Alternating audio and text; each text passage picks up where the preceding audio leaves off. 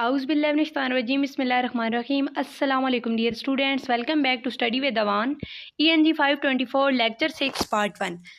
आज हम स्टडी करेंगे अबाउट CDA एंड कॉन्टेक्स्ट, और ये वाला चैप्टर मोस्ट इंपॉर्टेंट है एग्ज़ाम के पॉइंट ऑफ व्यू से। क्विज़ेस में से इसमें बहुत सारे MCQs आ सकते हैं क्योंकि इसमें बहुत सारी टर्म्स यूज़ हुई हैं। तो ये सारी जो टर्म्स हैं ना, इनको आपने हाईलाइट कर लेना है। बहुत सारी डिफिनेशंस हैं, शॉर्ट एंड लॉन्ग क्वेश्चन इस चैप्टर से बहुत सारे बन सकते हैं। सो आपने वीडियो को स्किप बिल्कुल भी नहीं करना। Let's get started.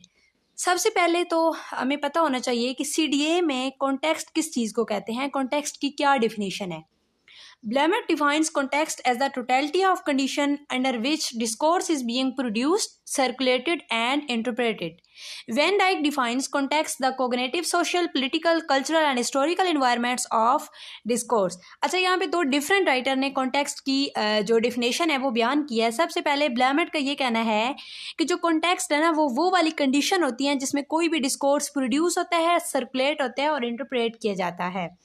और वैन डाइक ने डिफाइन किया है, इनके मुताबिक जो कॉग्निटिव, सोशल, पॉलिटिकल, कल्चरल और हिस्टोरिकल इन्वायरमेंट होता है ना डिस्कोर्स का, उसको कहते हैं कॉन्टेक्स्ट। अब डिफरेंट आगे और जो लिंग्विस्ट्स हैं उन्होंने इसकी कैरेक्टराइजेशन की है, तो देख लेते हैं।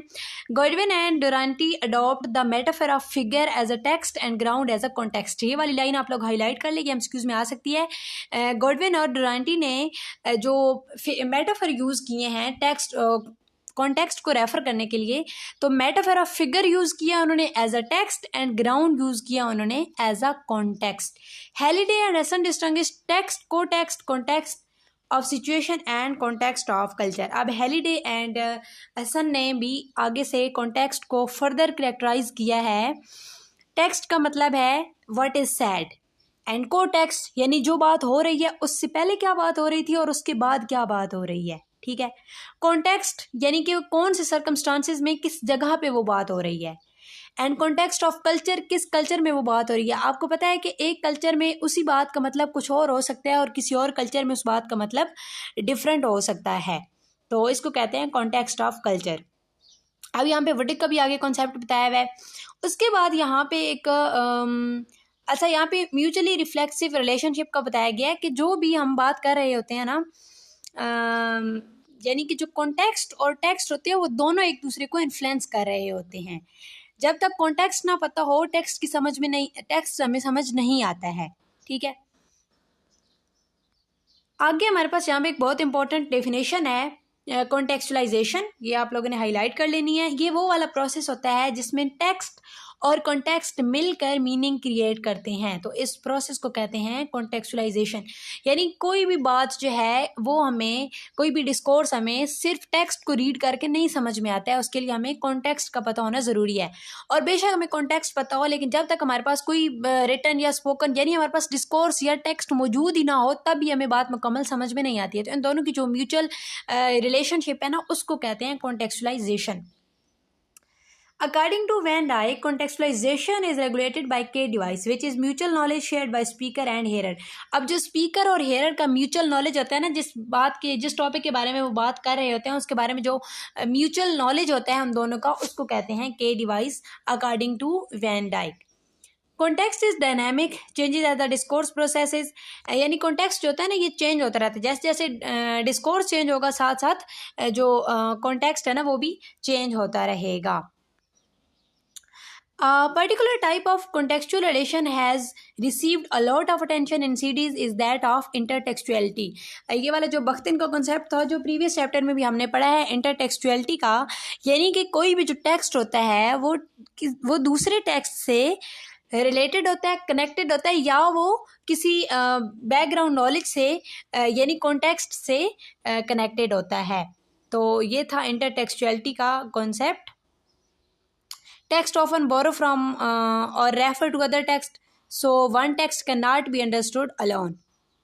अब जिस तरह आपके सामने फ़र्ज़ करें एक स्टोरी है, उस स्टोरी के दरमियान से आपको एक लाइन उठा के दे दी जाती है, तो आपको वो समझ में आएगी जब तक उसका कोई टेक्स्ट नहीं पता होगा, उसको कॉन्टेक्स्ट नहीं पता होगा कि ये कहाँ से ली है।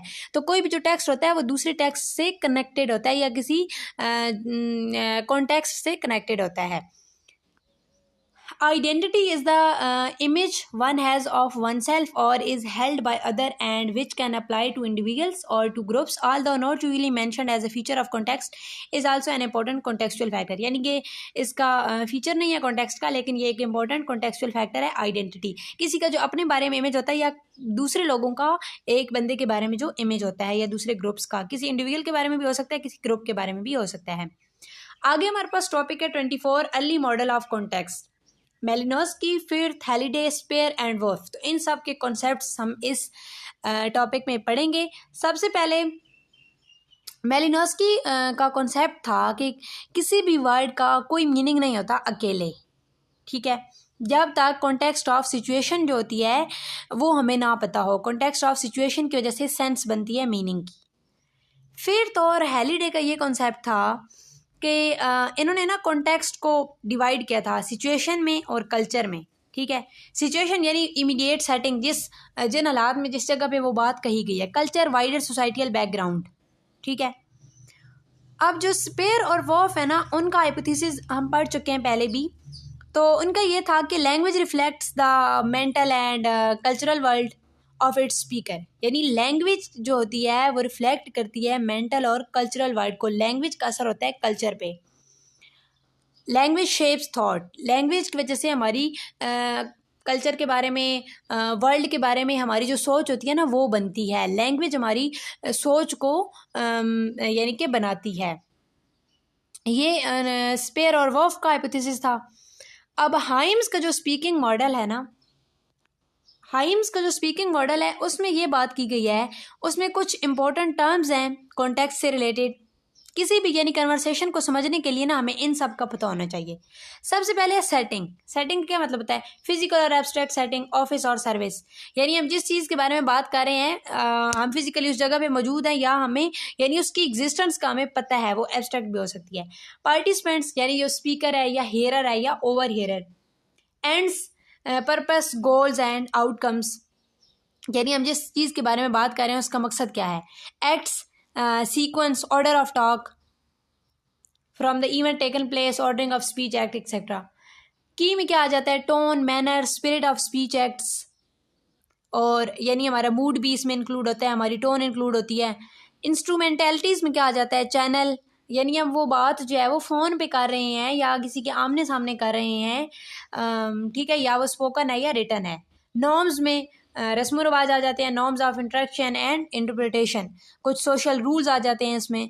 जॉनर्स में टाइप्स ऑफ स्पीच आ जाती हैं कि जोक है जो हम बात कर रहे हैं, या वो कोई स्टोरी है या वो कोई लेक्चर है। आगे मोस्ट इंपॉर्टेंट कॉन्सेप्ट है प्रैग्मेटिक।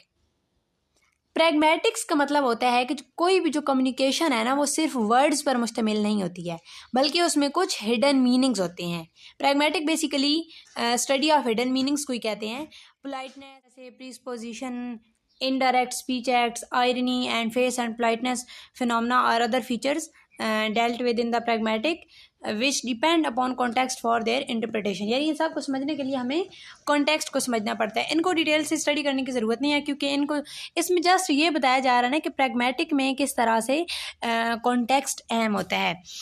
अब यहाँ पे प्रैग्मेटिक पे कुछ क्रिटिसिज्म है। प्रैग्मेटिक जो है ना वो बहुत ज़्यादा फोकस करता है इंडिविजुअल की जो डिस्कोर्स है ना उस पर, ठीक है। और ये सोशो कल्चरल फैक्टर्स और जो पावर इम्बैलेंस है इनको स्टडी करने में, इनको एनालाइज करने में कम्प्लीटली फेल है। यहाँ पे इस पर क्रिटिसिज्म था, तो ये भी आपसे पेपर में पूछा जा सकता है। ये था आज का लेक्चर। मिलते हैं नेक्स्ट वीडियो में। दुआ में याद रखिएगा। अल्लाह हाफिज़।